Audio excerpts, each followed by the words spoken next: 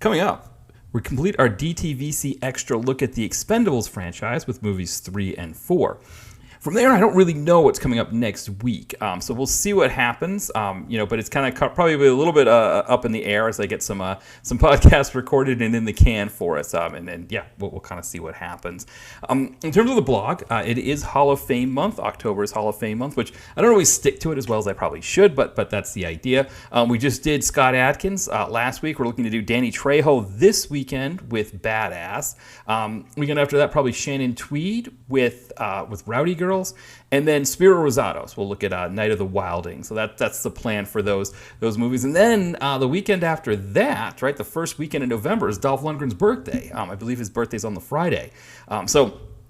Maybe probably get his 70th post up as a kind of a celebration for his birthday, which probably going to end up being 4 Got 10. We'll see what happens there. But I could do one of the Expendables movies as well because I haven't done those yet. It's probably going to be 4 Got 10. But yeah, interesting thing. I'm going to be away for that weekend. We'll be visiting my family in New England. Probably going to go catch a Patriots game, which probably right after Halloween. That'll be a good thing to see, right? I see people were posting their October horror posts, the 10, 30 days of horror, whatever, 31 days of horror kind of posts. And after how horribly my Patriots did on Sunday, I had to post the score of that as my day 9 horror post or day 8 horror post, something like that. So that's where I'll be the first weekend of November, but that'll be the plan. Maybe get Dolph in there for his 70th post on the site on his birthday weekend. As far as other things going on, I'm not sure when the next time I'll be doing the Jim Belushi, two middle-aged men watch Jim Belushi or watch 90s era Jim Belushi. Unironically, I'm not sure when I'll be doing that one again with John Cross from After Movie Diner, but he has posted those. So I think what looks like what he's doing is he's posting like sort of like an edited version on his podcast feed, so after Movie Diner. But then I think he's had to put the actual video episodes behind the Patreon. So if you want, by all means, subscribe to his Patreon. I think it's always good to support, as well what he's got going on there. But I think part of the reason why the paywall has to be there is that YouTube has been clipping the movies because we're watching a Jim Belushi film in real time and discussing it in real time, and so then going back to watch it after. YouTube's been clipping it, which is interesting that YouTube clips it because I could see if we were just posting the actual movie itself, like just posting the movie. But we're talking over it and we're stopping it and we're going into other things and we're going off on tangents and things like that. Like anybody who just wants to watch, Traces of Red or Separate Lives, like the version that John put up of us talking over it is not the version you'd really want to watch, I don't think. But I guess it's kind of the same situation with MST3K, right, where they had to get the rights to the movies that they were panning. I remember reading about one of them. I think it might have been Rocket Ship XM, which I think maybe like TV's Frank was like really keen on them getting on the show, and it took a lot of work to get. And then I guess they finally did it. It ended up not being as much fun as they thought it was going to be, but it was like one of those ones where like whoever owned the rights was not really that keen on just like letting them use it, even though obviously being on MST3K, right, it gives the movie a new life. So yeah, interesting how that works. I know for me, when I first got the DTV Connoisseur site up in the late 2000s. I had a whole bunch of MST3Ks on my computer, and I was posting them. At that time, I remember with YouTube, you couldn't post anything more than like 10 minutes or something like that, unless you had like a special account, I think, or something. So movies would be in parts, right? And so I would do the MST3K episodes in parts, and I ended up like over a million views. My account at that time was called Deep Cheeks. So if you ever look at it, I don't know if you followed Deep Cheeks at any time on YouTube and were checking out my videos. I remember I posted something on Tumblr about it, and somebody replied. They're like, "Oh my god, yeah, I watched your videos. Remember people used to talk about you on LiveJournal, you and whoever else was out there posting movies." So yeah, so that was me, Deep Cheeks. If you were following Deep Cheeks, that account got clipped, and it got clipped not because I was posting MST3K episodes and the guys at MST3K or whoever owned those rights were upset. It was actually somebody who owned the rights to one of the movies filed a copyright claim with me posting the episode, and I had to take them all down.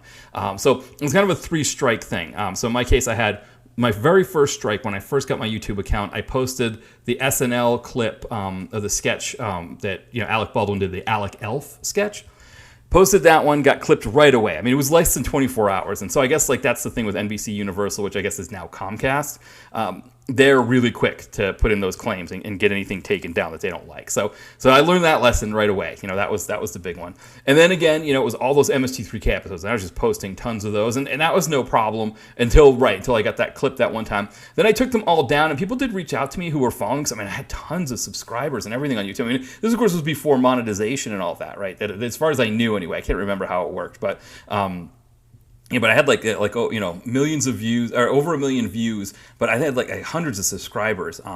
They were reaching out to me like, well, okay, I know you can't post the movies now because you got clips, but maybe you could post this. I really like this part of this episode. Can you just post that clip? So I was doing that. I was posting clips for people and different things, and that was going all well. And then I think the last one that got me clipped finally was I think I posted Friday the 13th, the Crispin Glover dance thing. And I think that one was it. And they were just like, that's it. You're done. You lost your account. So I have since created a new account, right, with the DTV Connoisseur one. I don't have any videos up, but it does have playlists. So if you subscribe, I've got a PM Entertainment playlist. So you can kind of check out what PM Entertainment films I've found on there. And then I have some other ones. I have one that's movies that I've watched, things like that, where I kind of just sort of keep track of movies that I want to watch for the site. In there. But yeah, that PM Entertainment one, I'm trying to collect as many PM Entertainment films as I can. So if you happen to go on there and you see that playlist and you catch one that I don't have on there, let me know, and I'll probably add it to the playlist, because I think it was a good thing. I think especially with PM Entertainment flicks, especially ones that aren't on anything like YouTube or anything like that. Or sorry, not YouTube, Tubi or anything like that. If they're on YouTube, it's good for to people to know. But that's just my brief history of YouTube and the issues that I ran into there. So I don't know if I'm going to use that YouTube account, the DTV Connoisseur one. I don't know if I'm going to use it for anything beyond that. It's good because I can, if a movie has an adult warning or something like that on it, I can use my DTV Connoisseur account to watch it, right? Because you have to sign in to watch something that has some sort of I don't know, a parental advisor or something like that. So I remember the one, this maybe isn't that funny, but I remember when I watched Beach Fever, right, for my 1200th post recently. That was on YouTube, and my wife Jen was going to watch it with me. And the thing was that we were using the app on our Comcast cable box, and with that one, you can't. I don't know how it works, but you can't just go and use that if it's parental, if it's if it's got a parental advisory. You have to do you have to sign in on your phone and then cast it to the YouTube app. That's the only way you can watch it on your TV. And I didn't realize that, and so it kept pushing to another movie that had it was some movie that took place in Thailand, an action film from Thailand that had cockfighting at the beginning. And my wife's like, "What is this? This doesn't look like Beach Fever." I'm like, "No, I don't think it is. I don't know what's going on here." But so it was a whole to do that. But that's pretty much what I use the account for now. But yeah, maybe I'll start making videos. I don't know. I mean, obviously, I'm having trouble keeping up with the site and the podcast. That's enough work for me. So we'll see what happens there. And then in terms of books, again, Bainbridge is out. You can check that one out. It says around 80 pages. Novella about John Bainbridge, detective from the early 90s, cop on the edge, who kind of in LA during the war on drugs. Busting drug dealers, busting a human trafficking ring, all that kind of stuff. A lot of sort of nods to that PM Entertainment time, to old Canon, AIP. A lot of nods to old, to low budget action, that kind of stuff. And he's kind of that character, John Bainbridge. I don't know who you'd imagine playing the part, but I kind of just see it as sort of like a guy in his 40s with a salt and pepper beard, who just knows how to kick ass and take names, that kind of deal. But definitely check that out. I'm in the process of writing a rough draft. I'm still finishing up the rough draft that I'm working on, but my plan is to get my fourth novel out, because again, Bainbridge is more of it's a novella. It's a shorter piece of fiction, but I want to get my fourth novel out, hopefully sometime in November. Just got one more read through on that, and I'll put that out there. And we'll kind of take that from there. But yeah, I think that is everything here. So what we'll do is we will just have John from After Movie Diner, Miscellaneous Plumbing Fixtures, play our theme song here, and then we'll start with Expendables 3.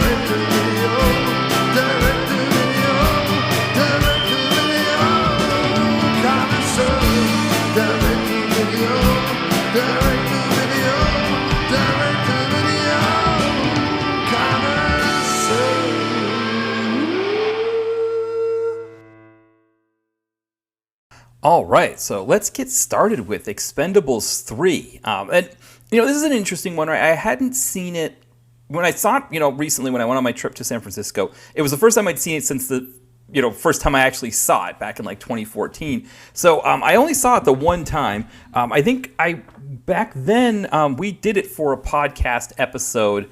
Jamie and I covered that together back in that iteration of the podcast.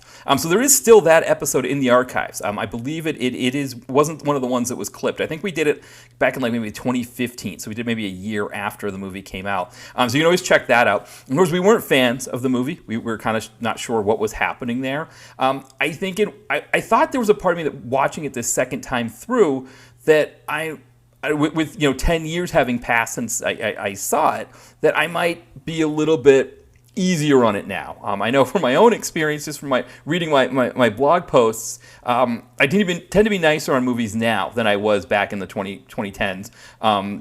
There was a lot more snark in those late 2000s, early 2010s posts, and nowadays I'm a little bit more like try to find the good in movies, try to cover that kind of thing. I think part of it is maybe just being older and nicer. Part of it is just meeting people that work in the film industry and people who've been very, very generous with their time with me, have been very kind and thoughtful and giving me insights on things and understanding the business a little bit more, so that it's not just about being snarky in my posts, but actually bringing it in. And then finding those places to be snarky, right? Finding those times where I can be snarky in unique ways. So, like for example, my Hard Target post that I did last week, I dedicated a paragraph to where Hard Target 2 falls on the. I think, did I say Hard Target or Hard Target 2? But it was a Hard Target 2 post that I did for Scott Adkins. I did a paragraph based on where it falls on the sequels to Van Damme movies that don't have Van Damme in them. And those kinds of kind of fun things without really trashing the movie or the people involved in making it. And I think, I thought maybe coming into Expendables 3, that might be the case. It wasn't. The movie is still sauteed in wrong sauce. It still doesn't make a lot of sense on what the decisions were that Stallone was making. I tried to look into the trivia to get a better sense of it there, and I couldn't. So maybe I'll do a quick synopsis. I think we know what happens in this movie, but essentially, right, it's Stallone goes on a mission. They rescue Wesley Snipes from he was being held to prison. The thinking is like, okay, the gang's back together. They're going to start doing jobs, but then it's like, no, your team's too old. Right? They pull a job and they do poorly at it, right? I can't remember exactly what happened, but it was like, one of those deals where it's like, okay, it was like they had a job and it just went badly or whatever. But anyway, it's like, okay, you got to get a young crew now. And so that means all of these really great names, right? Wesley Snipes, Dolph Lundgren, Couture, Terry Crews, Jason Statham, right? They're all sitting this one out while Stallone goes around with Kelsey Grammer, of all people, to dig up, Ronda Rousey and Kellen Lutz and have them, So, of course, it doesn't go well. Our baddie is played by Mel Gibson. He plays a character named Stonebanks. He's our baddie. He catches them, and now Stallone's going to get the gang back together to fix everything.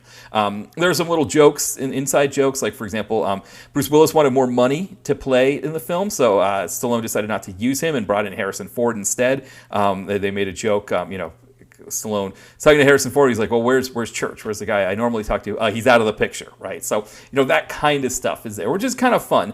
But, ultimately this thing is sauteed in wrong sauce, right? I mean, what was Stallone thinking? And there's some other pieces of it, right? It's PG-13. The first two movies were more brutal, right? They had more brutality in them, and that was kind of part of it for us as fans watching it. We wanted a mature, more adult film, and Stallone was feeling, well, if I make it PG-13, it'll open up to a wider audience.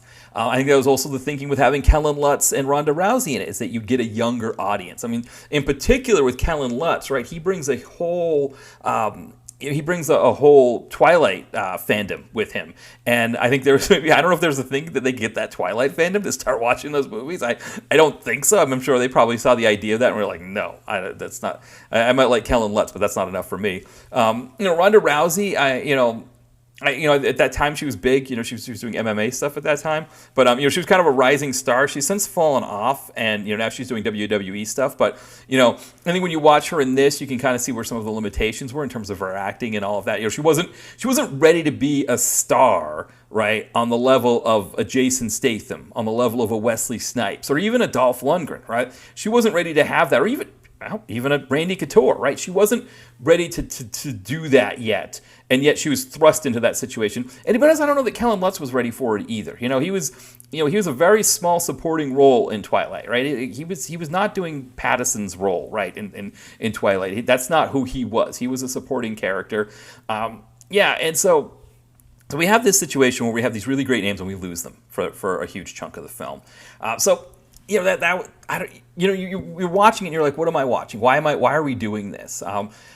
So that's that one piece. There's some other things that I caught this time around that I didn't catch the first time. One of the interesting ones is that Mel Gibson's character, Stonebanks' wife, is played by Natalie Byrne. She has one scene in the film, Natalie Byrne, one scene with Mel Gibson, and that's it. Now, I don't know if she had developed her martial arts prowess at that time in 2014, that she would really have later on, that we know her as now as a kind of a rising action star. But it's kind of disappointing because you think, oh, man, wouldn't it have been great to have a nice fight scene between her and Ronda Rousey? But, it's just, sort of there. And we're going to get into some Mike Muller teasing when we talk about Expendables 4 here in the next segment. So I'll kind of get into more of that. But yeah, so that was a disappointment there, too. I think, it's like when we watched movies 1 and 2, and I've talked to some people since, about my feelings on 1 and 2 and sort of how their feelings differed a little bit on 1 and 2, where they weren't as big of fans of it. But for me, it just kind of felt like overall 1 and 2, we were getting an 80s, 90s action movie like what we were expecting. And you kind of can tell right out of the gate that this isn't... I don't want to say right out of the gate, right? That's not true. Because we get this opening action sequence where they're rescuing Wesley Snipes that was fantastic, right? It all really worked. All of that was really good. So that's not where it turns. I think it turns where Stallone is going to find this new younger crew, and instead of having... songs that we recognize, right? Like old classics, Mississippi Queen, or, a lot of the stuff that would play, Boys Are Back in Town, stuff from the 60s and 70s that show that this was a classic rock kind of crew and worked for us as well as older fans, right? We don't want new music necessarily either, right? We want older classics as well.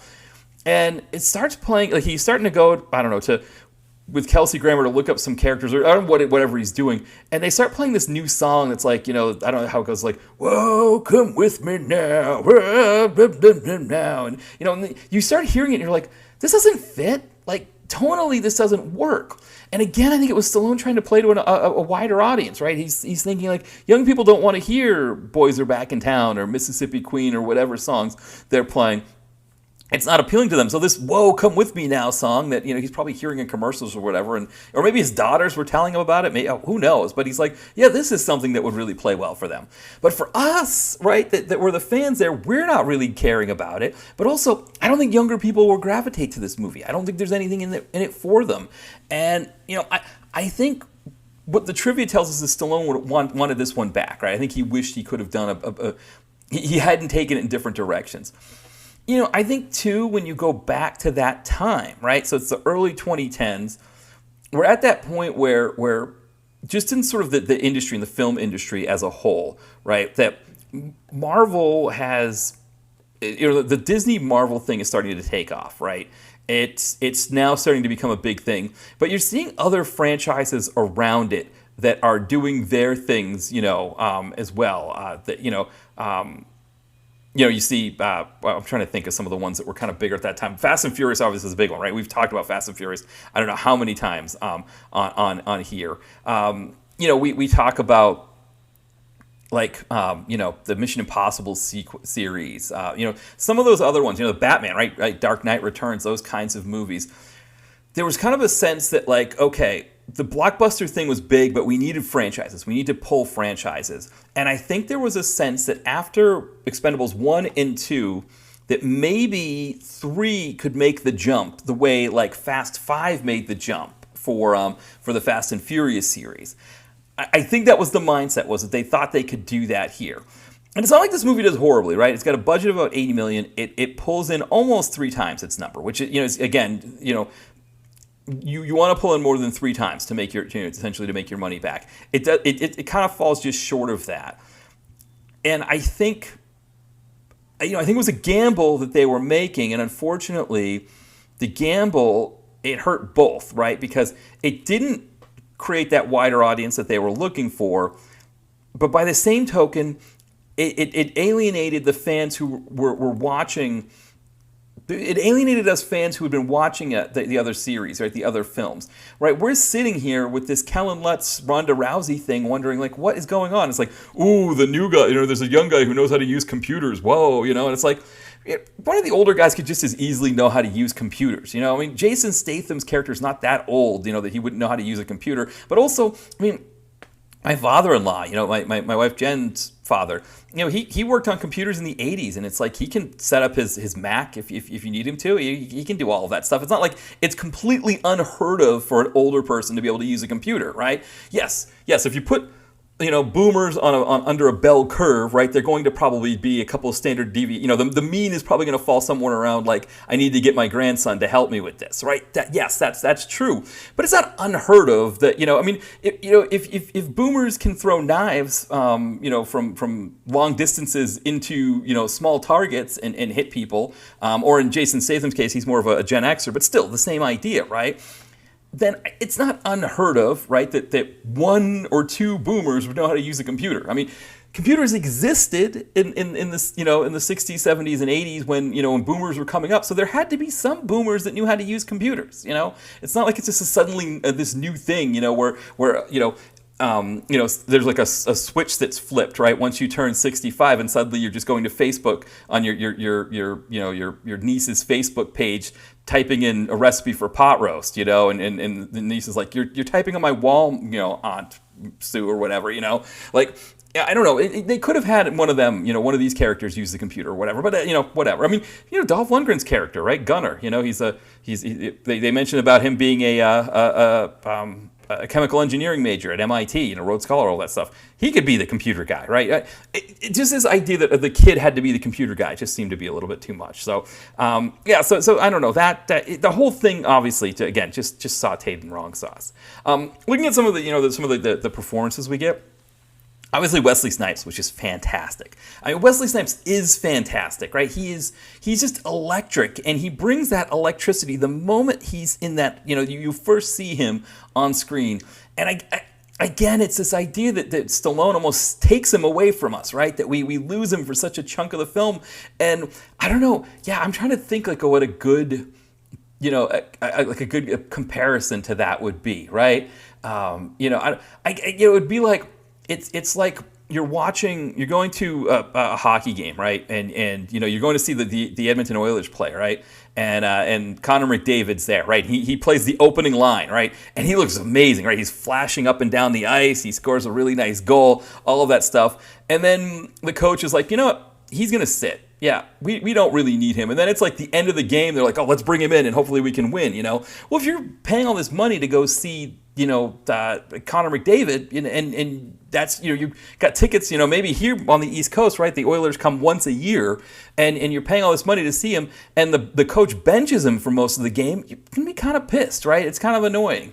That's kind of what happens here with Wesley Snipes and some of the other characters, right? Is that we come in wanting them, and Stallone sits them. So that was, but it was really bad with Snipes because, again, it would be like if Connor McDavid, and again, I don't know if the hockey reference is too esoteric. I don't know if everybody's not a hockey fan. I'm trying to think of another one. I mean, right now, right, globally, right, we've got Messi playing really well for Inter Miami. Kind of the same thing, only you can't do that in soccer, right? You can't bring somebody back in onto the pitch that you've subbed out, but hockey you can. But anyway, that part of it was really, really frustrating, and I think that was kind of what made it so difficult to watch. And I thought maybe over time I would have softened on that, and it actually made it even worse because I was reminded how good Wesley Snipes was, and just seeing him interact with Dolph's character, with Randy Couture's character, with all of those guys, Terry Crews, it was all really great. So yeah, so that's one of the things that really hurts there. Mel Gibson, right, as Stone Banks. He was kind of on this villain tour thing, right, this villain redemption tour thing. So the thing with Mel Gibson, we've talked about him on here before. Ty from Commonwealth, when we were on, we talked about one of the films that he did with Johnny Drama, and we talked about kind of his career and his issues, right? I mean, I shouldn't say issues. I mean, he is a straight up, anti-Semite, racist, chauvinistic, homophobic, all of those things, right? I think the joke that I always remember about Mel Gibson was PBS was doing this thing where Dick Cavett was interviewing Mel Brooks.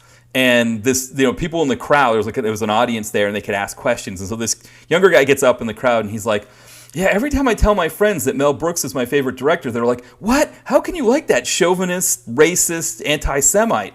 And he goes, well, guys, you're thinking of Mel Gibson. It's Mel Brooks is my favorite director. And of course, like, everybody burst out laughing. And of course, like, Mel Brooks was like, what? Well, you're calling me a chauvinist? And then when they realized the joke, he thought it was great too. That's Mel Gibson, right?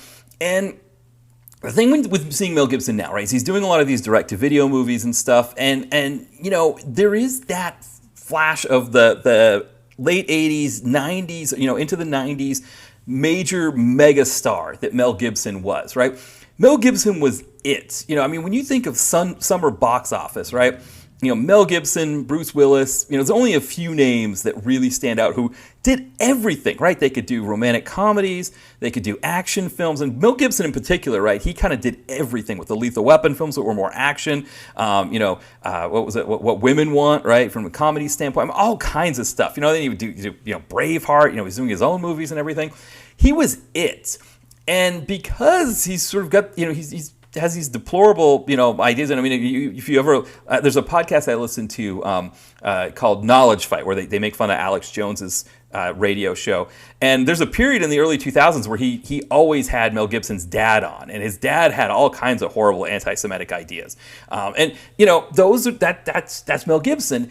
And so there's a sense that, like, when you're watching him in something like Expendables 3, it's like, we're getting this really fantastic actor because he's just got these horrible views that he's never really backed away from. And this was the start of that in 2014. I think there's a sense that, like, I think there was an attempt at this time to really start to rehabilitate his career by having him in these roles. Have him play a baddie in this movie. Have him play a baddie in the Machete sequel. These are things that, if he's playing a bad guy, that might be enough for everybody. And it didn't end up working out that way. I mean, I think, whenever there's something bigger that he's involved in, everybody on Twitter is going to come for him. That's just the reality of it. I think if he tried to play it, he should be playing, like, the villain in a Marvel movie, right? He should be, I'm not saying he should be Kang, other than, or something, but that's the kind of character he should be. He should be, he should be Kang, Thanos, one of those baddies, right? But there's no way that Disney could go anywhere near him, right? Because that would just completely torpedo anything that that's going on there. And so because he's so toxic, we get him in movies like this. And so, yeah, it's interesting going back 10 years, right? He never quite got out of this level. He's sort of stayed in this level. He does direct-to-video movies, that kind of thing. And so I think there was a sense that starting in these movies in 2014, by the time we got now to 2023, he would have rehabilitated his career enough that he could be back in those Marvel movies, which I think is where he wanted to go, right? Is to be in the big budget films again and back to being kind of that box office draw that he was. But the thing is, right, he still has that amazing charisma and acting ability that when you see him in a movie like this, I mean, other than, again, like a Wesley Snipes, who's just a fantastic actor. I mean, Kelsey Grammer, he, say what you want about him, he's funny, Harrison Ford. But I mean, Mel Gibson, there's nobody that's as good of an actor as him. He's probably the best actor in this film. And you can see it in kind of in every scene, that he's in, that he's that good.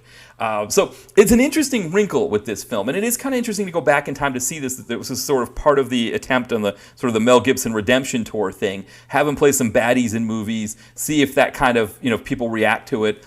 I think for us that watch Expendables movies, like for me that does the Expendables direct to video, that kind of thing, I can handle, Mel Gibson in a movie and sort of just deal with who he is. Same way, with Seagal or whoever it is, you kind of deal with who they are, sort of, look at what the performance is, but understand who they are as a person as well, and kind of understand too that that's why this person's in this movie, right? That's why Mel Gibson isn't doing big budget films anymore. I mean, you don't see Michael Douglas doing these kinds of movies, right? You don't see, I'm trying to think of other names along that lines. I mean, on the same time, Robert De Niro does do these kind of movies, so and he doesn't seem to have any really bad views either. So maybe that's not a great analogy either. But Yeah, I think when you go back and watch this again, it's interesting to note that Mel Gibson stayed at that level, and I think it is a hard thing to it's one of those things just sort of not going back through it and being like having to remind yourself of who he was back then.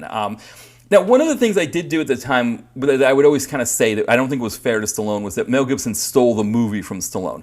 I don't think that's the case watching it again. I don't think Mel Gibson steals this movie. I think Mel Gibson just does Mel Gibson, The movie really, nobody really owns this movie because Stallone doesn't allow anybody to really own the movie because of the way he removes all of the names that we want to see from the middle of it, and we're kind of stuck without it. So, it's an interesting thing, but I think, again, I think it is interesting 10 years later to see that, sort of Mel Gibson hasn't moved beyond that point. But, again, he's just like, watching the Johnny Drama film that he was in.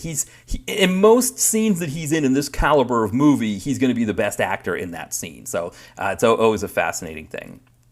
Now, the Kelsey Grammer thing, again, just made zero sense, right, obviously. But it was kind of funny in a way that it was Kelsey Grammer in this thing.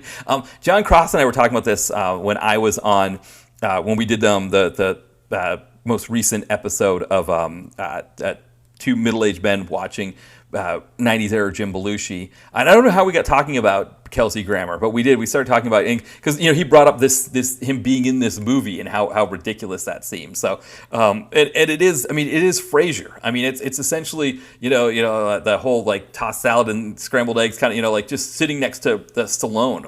As they're riding around looking for people to be in his new crew. So again, it just sort of what the Mel Gibson thing didn't do that the Kelsey Grammer thing does do is that Kelsey Grammer sort of adds to the overall off-tonal, I don't know what to say, the sort of the tone that's sort of all over the place.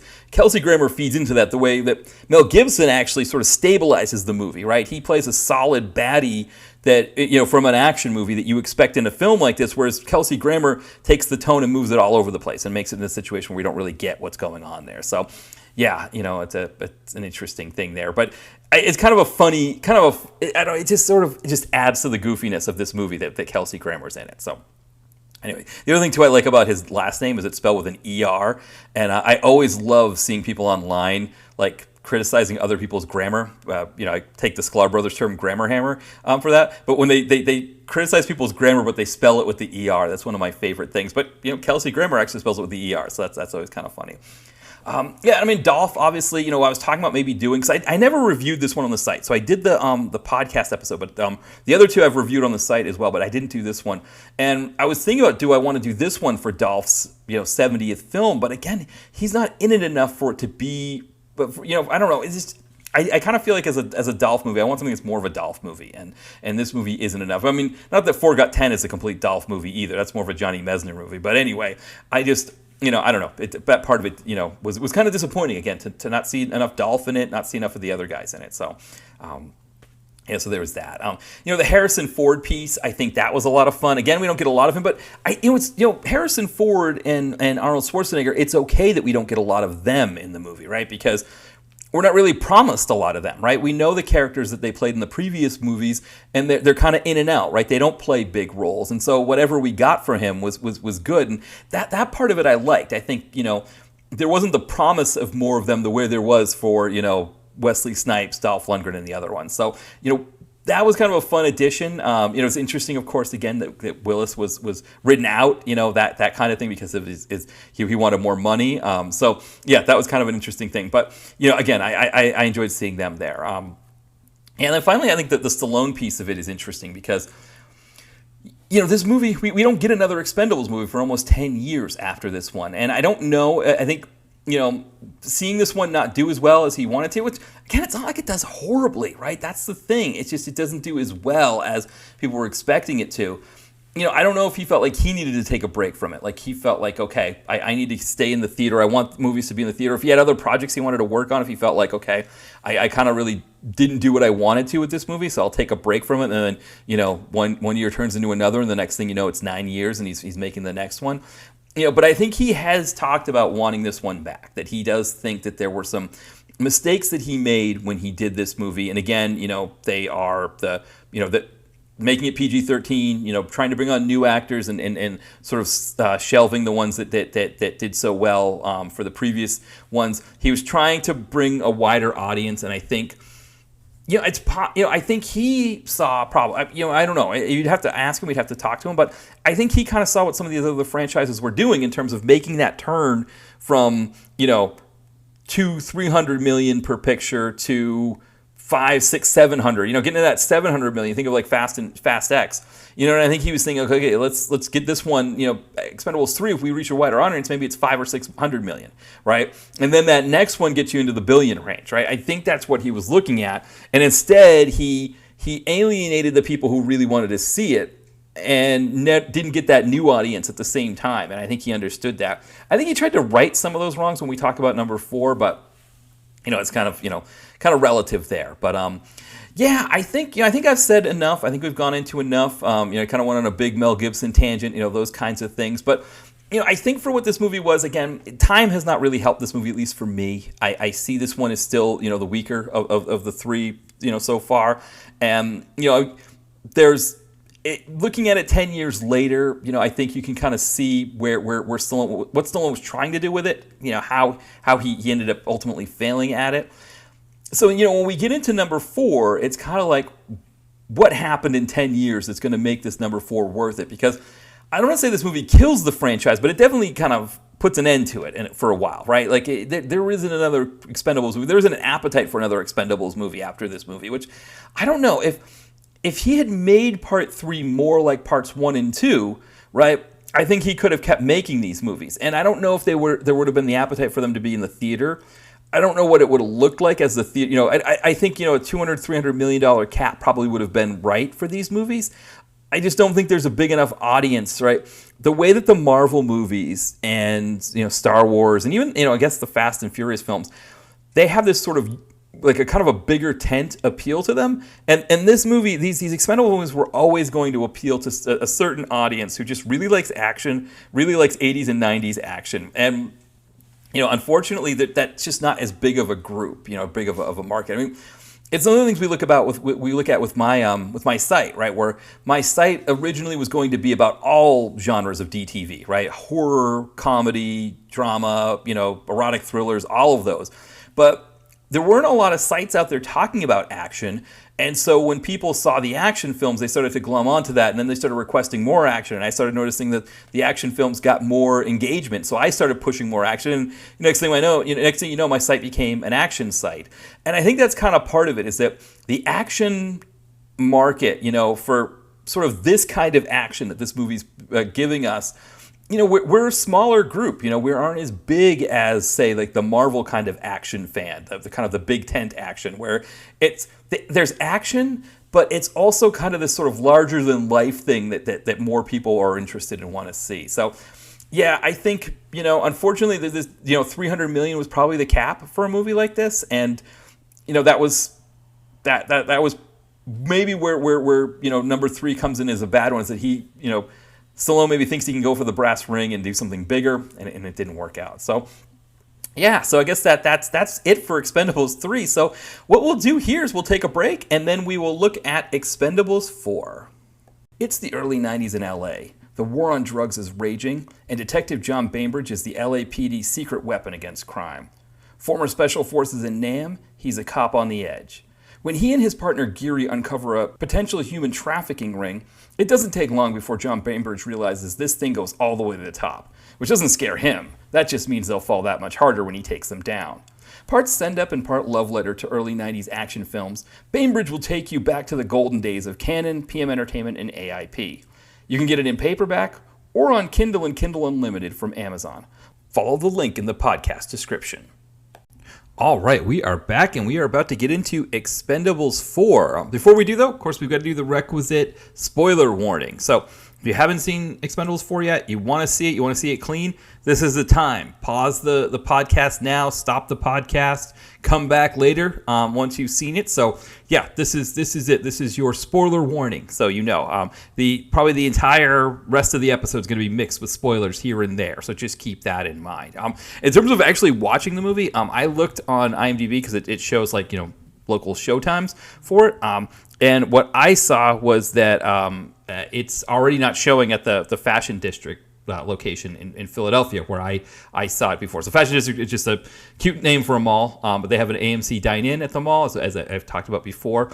And I saw it not last weekend, but the weekend before last.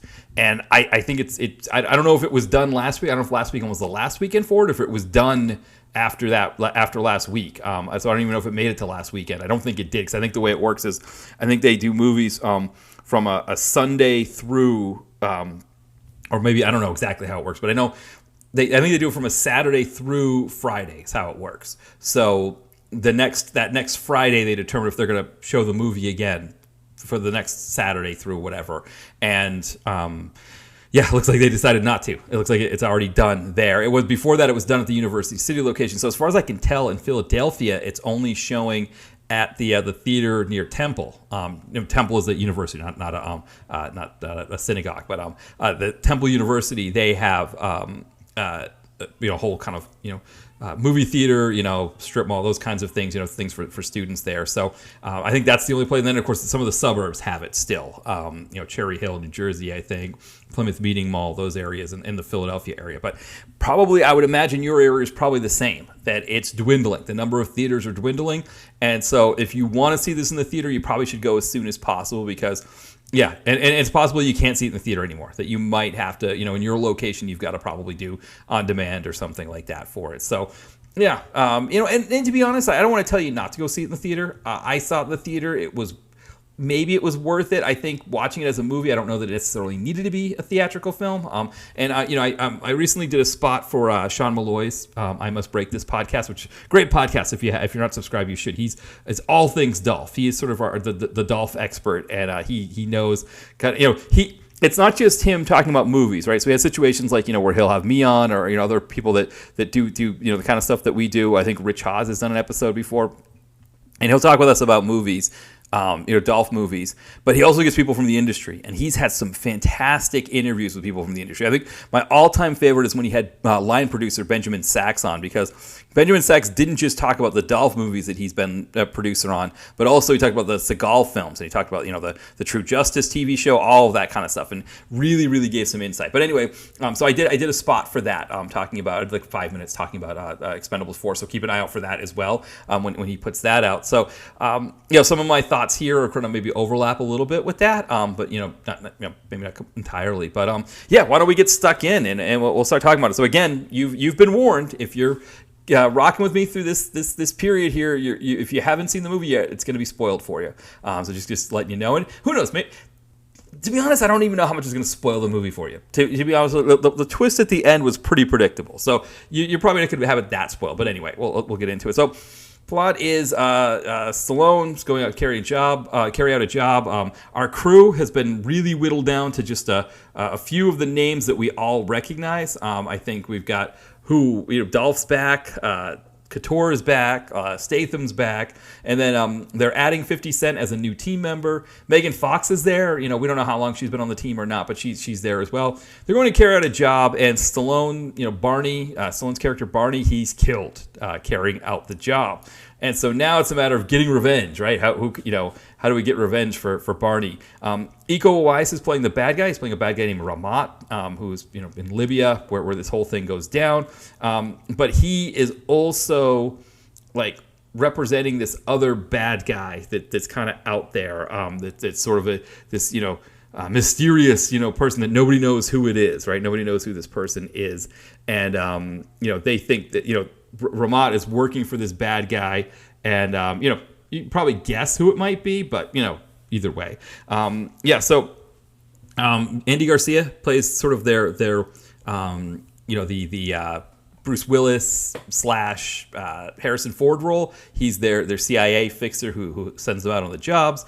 And what ends up happening is Jason Statham, when Stallone dies, he defies an order, right? He doesn't follow an order he's supposed to, and so they're like, "Oh, you can't be on the team anymore." But he's got a thing with Megan Fox. He gives her a knife that has like a tracking thing in it, so he tracks them to where they are to kind of follow them out there. That's about it. Then they, of course, they have their their run-in with Iko Uwais. We get the old, the main baddie is revealed, and then somebody, maybe not Stallone, turns out wasn't, maybe not really dead, and comes to like try to rescue Statham at the end or whatever. So that's it. That's the movie. Thoughts on this one. I think one of the thoughts that I made when I was talking on for doing my spot for Sean Malloy's podcast is that, if you're waiting 10 years to do another Fast and Furious, or not Fast and Furious, waiting 10 years to do another Expendables movie, is this the movie? Right? Is this the one that we would want to wait 10 years for? I definitely not, right? I think waiting 10 years for a movie where Stallone's character disappears for a whole chunk of the film doesn't seem right. Waiting 10 years for a skeleton crew of Expendables, right, where we've got, we don't know where Wesley Snipes' character is. There's no Jet Li in this, no Terry Crews. We've got 50 Cent coming in, which is cool, but, we really, of the names we know, right, we've got Statham, we've got Couture, and we've got Dolph, right? All the other people that, that were introduced to us in the third movie, all the people that we remember from the first and second movies, none of them are available now. None of them are in this movie. So it's this weird kind of skeleton crew, kind of like, I don't know. It has a weird vibe to it that it's almost like the days of the Expendables are done or something like that. This is this skeleton crew thing that's sort of managing on. Again, it's not the movie that I would expect, that I would have waited 10 years for, right? If I'm waiting 10 years for another Expendables movie, I want something big and just kind of out there. So that's the first piece. Did this movie need to be in the theater, right? Out of all of this this is the only one out of the Expendables films that I saw in the theater, and I don't think so. I don't know that it does. I don't know that it needed to be. I don't know that this being this wouldn't have been great if you'd had it in your streaming site. That if Hulu. I mean, and thinking about a direct to Hulu movie that was much better than this is Prey, right? With the Predator sequel. That's. I don't know how to explain it. Like, that's an action film based on a franchise, right? The Predator franchise that wasn't released in the theater, or at least if it was very limited. But it goes direct to Hulu. But it was fantastic, right? I mean, maybe for me, it fits perfectly with Predators 1 and 2. It's like a perfect third movie in the franchise for me, and I really love that movie. This is not on that level, but if it's not on that level, it definitely didn't need to be in the theater. But it just didn't have the feeling of a movie that needed to be in the theater. So there's that piece as well. Thinking about the cast and the people who are in it. I mean, again, like Dolph. There's some things going on with Dolph's character. He's sort of like trying to stop drinking, and he's having trouble seeing as a result. He's having trouble focusing. He's being a sniper, and he's missing. There's sort of the end, he starts drinking again, which is interesting, right? If somebody's an alcoholic and then suddenly, they're stopped drinking and then they drink again and it's better, it's kind of a weird message to have in there. But, thinking about the level of Dolph, right? Sort of if we're comparing the Dolph of the four films, the best Dolph we get is the first film, right? That's like the most best Dolph there. The second film, it's still pretty good Dolph. Third film, of course, because that whole entire thing is sauteed in wrong sauce that we lose him for a chunk. And this is pretty sauteed in wrong sauce as well. And, the Dolph here could have been better. The long hair kind of thing was kind of funny. But, yeah, I think, by the same token, I mean, we got Dolph in this. So I shouldn't be complaining too much because so many of the other great names that were in the previous ones aren't in here at all. So, yeah, so there's that part. One interesting thing with 50 Cent in this is, I thought he was pretty good. I didn't have any complaints about 50 Cent. I think the only thing about 50 Cent is that I don't think he works in this sort of slimmed down skeleton crew kind of Expendables. I think he works as like the new guy being added to all of the people that we know from the previous ones. I think that would have been a little bit better. But I thought 50 Cent was pretty good. But there was an interesting thing. There was sort of like a Chekhov's, I don't want to say Chekhov's red herring or Chekhov's double cross or whatever, but there's a scene where because there's that ongoing joke, right, where Randy Couture, he's got the cauliflower ear from being a wrestler and an MMA fighter, and they kind of bring up those jokes about that. And, it's kind of that thing where he's explaining the cauliflower ear to 50 Cent, and 50 Cent's supposed to look at him with like a kind of a dazed, glazed over look, like he's bored out of his mind listening to him. But that's not the look that he gives. The look that he gives is, I'm infiltrating this group here so that I can take them all down, right? That's the look that he get. The I'm double crossing. I'm going to be double crossing these people, and they don't know it. Look, that was what the look was. It was really fascinating that I don't think they. Obviously, because he's not, he ends up, again, spoiler alert, he doesn't double cross anybody. He's good the whole time. So it was really, really weird to see them have him make that face when he wasn't doing that. Megan Fox, kind of a similar thing where when Jason Statham gives her the knife that it's got like sort of like the homing device in it. We found out that Megan Fox's character knew all along that he was tracking them, and it was almost like she wanted him to be her backup plan. But she also makes a face that's almost again like that face of like, I'm ready to double cross all these people, right? I'm the bad guy. I'm the one, I'm the mysterious bad person that you've all been looking for. And so I don't know. It just kind of made for when that happened in these movies. These two things happen in this movie. It wasn't like we're talking about the third Expendables where these were tonally wrong things. Like Frazier was tonally off, that the music was tonally off, that Ronda Rousey, Kellen Lutz were tonally off. This wasn't tonally off. This felt sloppy. This felt like they put things in the movie without realizing that either A, that they were putting them in the movie or how they came off, or B, they just didn't care that it looked like that. So that was a weird thing to have these sort of like red herring double cross moments that really weren't there. I mean, we know where this is going, right? Andy Garcia as the CIA guy, we know that he's our mysterious baddie, right? We know the whole time where that's going. We know that, there's a sense of, there's a little bit of a thought in my head that, okay, Stallone is going to be dead, and that they're going to pass this series off to Statham for an Expendables, 5, 6, and 7 or whatever, right? And that's the plan, and that this was the pass the torch movie. But then when you get this helicopter showing up with the gun, and it starts mowing people down, it's like, actually, no, Stallone's back. He never really died. He just disappeared for the whole movie. It's almost like Stallone did to himself what he did to everybody else in the third movie, right? He just kind of put himself in that mode. Really, really weird. It's really weird that this is the fourth movie after 10 years, right? You come back with this sequel, and part of the story is that Stallone disappears, and we lose him for a huge chunk of the film. But it's not a passing of the torch movie. Really, really just weird that was the route that they decided to go down. This movie would have been good, I think, from a story standpoint, if you kind of thinking about this movie, if it came out in 2014 as Expendables 3. I think this would have worked. I think thinking about like Fast or Fate of the Furious, right, where Vin Diesel's bad for that movie. In this case here, where Stallone disappears for the movie, I think you get away with Stallone disappearing for the movie if it's Part 3 coming out 2 years after Part 2, kind of in the middle of the storyline, and then if Part 4 comes out in 2016, right? I think you would get away with this movie for that. But this is not we're waiting 10 years for the next Expendables movie kind of story that you want from that. So that was a disappointment. In terms of performances, Iko Uwais as the baddie was fantastic. I would have liked to see maybe a little bit more of a fight with him. I would have liked to see him maybe fight with Tony Jaa, because he had a good fight with Jason Statham, but I think it could have been even better with Tony Jaa. It's interesting though, because you think of a movie like Triple Threat, right? That Jesse V. Johnson did, where you've got Iko Uwais, you've got Tony Jaa, and you've got kind of blanking on the names here. We've got Scott Adkins and Michael Jai White, right? And the issue with that movie was that it was 90 minutes long, and it was almost like we couldn't fit everybody in 90 minutes, right? That it was like, I want more Michael Jai White. Now I want more Iko Uwais, right? And we didn't get enough of everybody. This was like, it's like, it would have been nice if Jesse V. Johnson had this budget and this runtime and the actors from Triple Threat.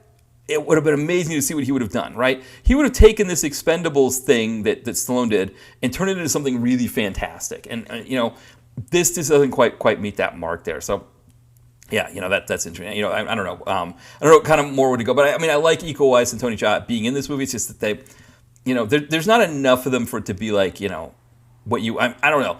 If this was going to be a torch passing movie, it would have been really kind of cool to see them having the torches passed to them. But yeah, I'm a huge fan of both Iko Uwais and Tony Jaa. So just having them in it was enough for me.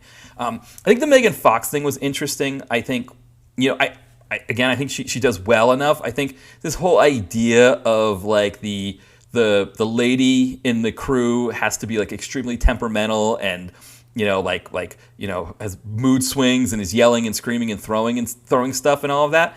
I don't know that we needed that. Like, why couldn't she just be like, just straight ahead, just like, even keel person, like, like everybody else or whatever. She played the part well. She does it well, but I think, that could have been a little bit better. It's interesting, again, it's weird, like, she's the one who's like the leader, that when Stallone's character is supposed to have died. They don't really explain why she would have been the leader. There's no backstory with that. Again, it almost feels like there was this was like part 6, right? There's a part 4 and 5 in between that developed, Megan Fox's character more, and it would have made more sense. But there was no 4 and 5 in between this. This was part 4. This was the one after 10 years, and there's no explanation for why Megan Fox's character has the kind of status that she has within the team. There's none of that there. It's just, she's going to be the one who's the leader. Didn't make any sense, but, she rolled with it. Everybody else seemed to roll with it. They all seemed to kind of make it as good as they could. Yeah, there's that part there. Mike Muller. I want to bring up Mike Muller in this. So Mike Muller, you may remember a couple of reviews that I've done. Ultimate Justice, Atomic Eden. Absolutely fantastic stunt guy, martial artist. One of my favorites, one of the real up-and-comers, I think. Someone who really could do a lot of really great stuff. I mean, he's a little on the short side, and I know, as myself, as someone who is 5'7", I'm short too. So I'm not saying short in the sense of like I don't think he could be doing this stuff. I think he's fantastic, but I don't know if that's sort of a piece. You like Dolph, right? You like Dolph being larger than life. You like these other guys. I mean, Grant Stallone's short too. I think Stallone's not that much taller than me. So so it's not like these guys. It's the worst thing in the world. But I mean, he is just this ball of energy. He is fantastic. And he has almost no role in this film. So in the very first, one of the earlier scenes in the movie, Stallone, I guess, lost his lucky ring at this bar. And he lost it to this Mike Muller guy, they said in the thumb wrestling thing. And he brings Jason Statham with him to the bar so Jason Statham can get back. And Jason Statham puts on his brass knuckles and beats the crap out of everybody. What I was expecting to see, because his character, Mike Muller's character is named Jumbo Shrimp, I was expecting to see it be like kind of one of those irony things where like Statham thinks he could beat the crap out of him, and then all of a sudden he just, here comes Mike Muller, a ball of energy, just starts taking him down.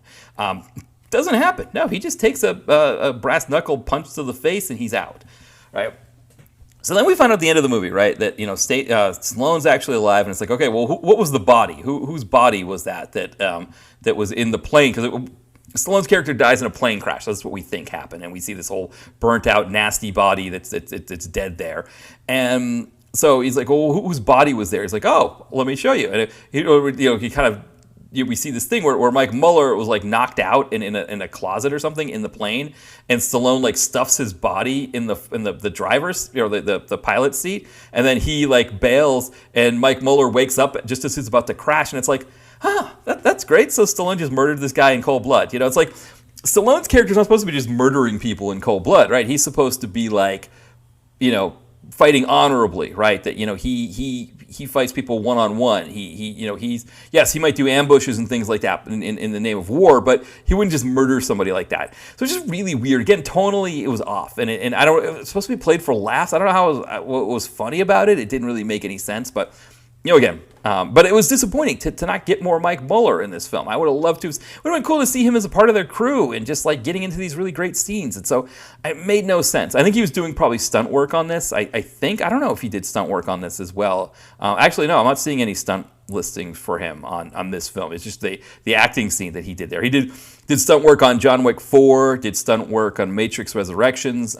So he did do some other stunt work in some other films, but I'm not seeing it necessarily here on Expendables 4. He just plays this Jumbo Shrimp character who gets murdered by our hero. Yeah, so great work out of our hero, right? Knock somebody out, put him in a plane, and that's the kind of thing that baddies do, right? It's not what you expect the hero to do. But anyway, again, just kind of a weird thing. Just kind of tonally felt off there. So I guess now that we're kind of at the end of this, right? That we've done the fourth of the 4 movies. I guess there's that question of like, where do we go from here, right? What do we? Is there a 5th movie in the works? And I don't know. I don't know where you'd get a 5th movie from, to be honest. I don't know. I mean.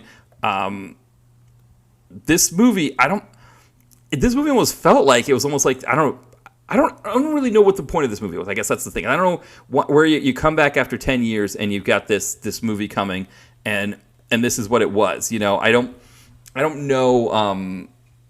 Yeah, it didn't feel like why do we need this one? So that was the question of like whether or not we would have a fifth movie. It just seems kind of odd, right? I mean, I guess maybe you could do like Expendables, like direct-to-video sequels. I think those would be good. I mean, I think at this point, I think the Expendables in the theater is gone, right? I think we that ship has sailed.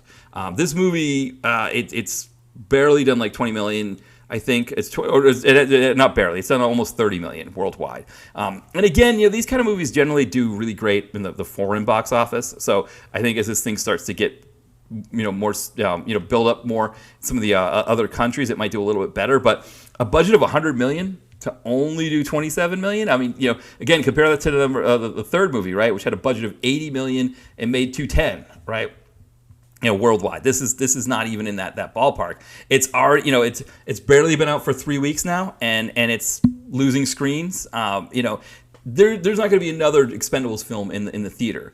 So, you know, do we want to see direct-to-video sequels? You know, I think what would be interesting, and I don't know that Stallone would ever do this, is if he takes some of these characters and they do kind of spin-off kind of stories. I mean, I would love to see a Dolph, you know, Gunner spin-off, you know, movie, or maybe a Dolph and Couture, right? Like they're kind of a team-up spin-off movie. You know, I think if the idea was to pass the torch to Statham, you know, that would have been interesting to see. Like, okay, we're going to keep making these movies, and maybe they're not in the theater. I don't know. But you know. Yeah, well, we'll have Statham kind of be the leader of the Expendables now, right? And he can kind of lead these things. Yeah, I don't know that any of that stuff's going to happen. I think this might be the last one that we see. You know, I haven't checked the trivia on it to see if that was the idea, was that this was going to be it, that there wasn't going to be another one of these. I don't know if it has trivia yet. I don't know if these movies have trivia when they're this new. Oh, I guess it does. Yeah, it does, because it's got some stuff in here. But and I'm not going to in real time read the trivia for sure. But yeah, I don't know. Yeah. Oh no. I guess no. This is going to be part of the first of a new Expendables trilogy that Stallone's going to be doing. So yeah. So actually, no. That's not. That's. Yeah. There are going to be 2 more of these movies, and I don't know what they're going to look like. I don't know what's going to happen here with these movies and when they're going to come out or how any of that's going to go. But yeah, he definitely is looking to do. He's planning, at least planning to be the first of 3. I don't know with how bad this one did. I don't know if they'll consider doing 2 more. He might want to do 2 more, but I don't know if they'll let him do 2 more. Even if that's what he thinks, that this is going to be the first of the first of a new trilogy of films. So actually he does. You know, yeah, I don't know. You know, I think maybe kind of looking at the whole thing, right? And maybe this is an important thing to do now that we're on the 4th one here, and kind of what this movie was supposed to be, you know, what this series was supposed to be, what the promise was, as we got to this point here. So in 2010, right, when the first film comes out, when we get the first Expendables movie, I don't know. I was reading some other people's reviews on this, and I know like for example, Bulletproof is already covered. Chris the Brain of Bulletproof has already covered Expendables 4, and I think he was saying that he wasn't as big of a fan of the first one, but really liked the second one. Felt like the second one really delivered. I'm a little bit different in the sense that I felt like the first one delivered, and the second one delivered even more. Right? That the first one, it gave us that return to the late 80s, early 90s action that we really loved. It gave us the names we wanted. It all kind of came back to us, right? And the second one just took what was good about the first one and made it even better. And then the third one was sauteed in wrong sauce. It was almost like the success of the second one that I think we were talking about in that previous segment, that Stallone kind of really went for it, and it all kind of didn't work. So now that we get this 4th one here, it's almost like, where is that late 80s, early 90s actioner that we came to the first one for, right? That we're looking for from these movies here. And I almost get the sense just from watching this 4th one that Stallone is well past that point. I think that he's he made Expendables 1 and he made Expendables 2. He's not going to make another Expendables 1 and 2, right? That he's going to make whatever it is that he feels like he's got to make for these movies. And I think, again, he admits that he made mistakes with the third one and he tried to rectify those mistakes with the fourth one. But it's just kind of weird to think that these are this movie, this fourth movie, is the rectifying of those mistakes from the third one, 10 years later, right? That his idea was, I'm going to have a skeleton crew of Expendables, and I'm going to be out of the movie for a huge chunk of it, pretend to be dead, and then come back and save the day at the end and show everybody that I'm alive again. Yes, this would have been a good third movie. And I guess the other thing too, right, is that again, Stallone's saying that he planned on this being the first of a new trilogy of movies that he probably didn't think it was, that this movie would fit as part of that new trilogy. Why would it be so bad that I disappear for a huge chunk of the film? So I think seeing it in light of that, or knowing that there's supposed to be, or he was planning on this to be the first of a trilogy, I guess it kind of makes more sense there. But it's still sauteed in wrong sauce, right? It's still a wrong movie. This is still not the movie that we should be coming back 10 years later for. That's maybe the point that I wanted to make. But the other thing too, I guess, is that when you look at the first two movies, right? The first movie has a budget of $80 million, and it pulls in 274 worldwide, right? Huge numbers there. And then the next one, 100 million, grosses 314. So the return on investment's a little bit lower, right, from the first to the second one, but it still pulled in more money than the total overall, right, than the first one. So I think there was a sense that, like, okay, if we can just expand the audience, we could turn that corner, and they didn't. But I guess now Stallone was thinking, like, okay, it's been 10 years. Those first two movies, people really liked those first two movies. They did really well in the theater. So if we could just get one more, like we just kind of come back to this well one more time. It's been 10 years. The appetite might be there for a big one. But this was not the movie. This was not the movie that the first and second one was, that would get everybody out there to see it. And now we're in a point where, that's it. This movie's almost out of the theater. I don't remember how long the first and second ones were in the theater for, but it definitely wasn't 2 weeks, right? It wasn't like the movie was there and in 2 weeks it was gone. And I mean, this thing did have a pretty good sized ad campaign. It did. I mean, it wasn't like to the extent of some of the other films that came out this summer. But I mean, it did have a Monday Night Football ad campaign as part of it. So it did have some bigger. It wasn't like it was just like, okay, it's just going to be there in the theater on a limited release, and you see it if you can, and if not. No, this was supposed to do better than it did, and it just wasn't there. So. Yeah, I mean, I think for, if Stallone really wants to do 2 more movies, I don't see Stallone as a direct-to-video kind of guy. I don't see him as someone who would want to be doing a bunch of direct-to-video sequels. But I kind of think, like, that's what the next 2 movies are going to look like. I think that's what we're going to see. And so then it's a question of, if this movie had been direct-to-video, right? I don't know 10 years later if we still would have been okay with it. But maybe we would have been more okay with it, I guess. I don't know. I don't know. This movie was not the 10-year... I keep going back to this, but this was not the movie we waited 10 years for. And who knows? Maybe the next movie will be the one that we would have waited 10 years for. Then, it's probably one of those things where he probably should have made that movie now, because it might have done better in the theater. So I don't know. I guess maybe that's where we leave this thing, is that Stallone thinks he's going to put out 2 more of these movies. This movie did not do well. It didn't do well for a lot of reasons that I've kind of outlined here. So, we'll see what happens. But, if he could go back with number 5, if he's going to make a number 5, and go back to what worked in 1 and 2, and give us what worked in 1 and 2, I think he could have another hit on his hands. That not a hit in the sense of, like, a Marvel top 10 grosser of the year, or Fast and Furious, or whatever, top 10 grosser of the year kind of movie. But something that people really want to watch, something that, on Hulu gets a lot of streams and gets a lot of buzz, or something that on Netflix, gets a lot of buzz and a lot of people are watching.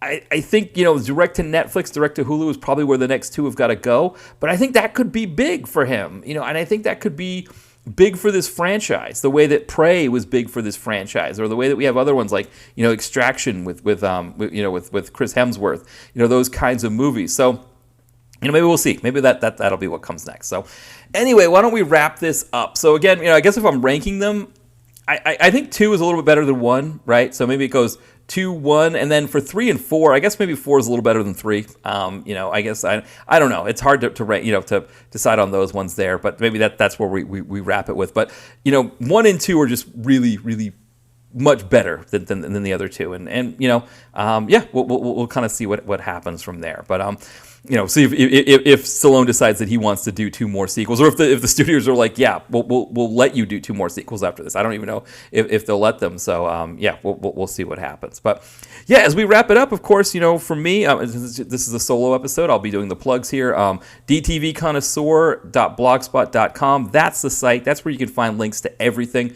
Go there. Check out the reviews. Check out links to my novels. Check out links to this podcast as well. You can see lists like the Hall of Fame lists, the archives, or actually I don't really have archives anymore, but the tags to see what actors we've covered and that kind of thing. In terms of the podcast, of course, we're here on Spotify. You can subscribe on iTunes. That iTunes is, according to what I saw when I was looking at the analytics, iTunes was the biggest one, and that makes sense. I get all my podcasts through iTunes. I think Spotify is growing a little bit more. I think more people are doing Spotify because they maybe listen to music, stream music, and then they kind of stream the podcast at the same time. Either way, however you want to get it, that's perfectly fine. I was looking at some of the demographics on there. So biggest market, of course, 50% of the audience is the United States, which makes sense.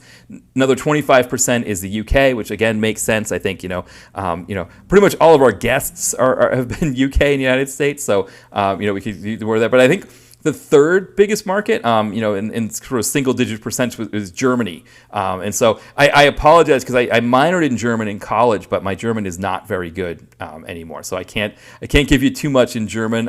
One expression that I learned is hat man wohl ins Gehirn geschissen und vergessen anzurühren, which means, did somebody shit in your head and forget to stir, which is an expression for, are you crazy? I believe, so I've got that, maybe, but danke schön to all our German listeners out there. I think some of the other markets that we have, Sweden is another big one for us, and so, I don't have anything for you in Sweden, in Swedish, but, always thank you for listening as well, and so, and then, of course, New Zealand is big, but I know that's Scott. I think that's almost entirely our friend Scott from All 90s Action All the Time and New Horror Express.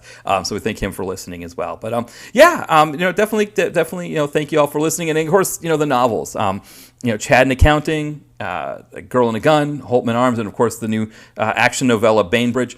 By all means, I always appreciate when people check out the books, buy the books, get them on Kindle or on paperback. I'm hoping to have the 4th novel out soon, but again, I that is always kind of like big thing for me is having people buy the books, read them, tell me what they think. I always appreciate that, and so thank you to everybody who's checked them out. If you haven't checked them out, definitely go see. You can check out, the links will be here on Amazon. So I think on the description page, I'll have the link to Bainbridge directly, and then to my author page. And you can actually follow my author page on Amazon, so you'll know when my next novels come out. It'll kind of give you an email letting you know to purchase them. So always appreciate that support as well. All right, well, thank you everybody for listening, and we'll talk again soon. Bye, everyone.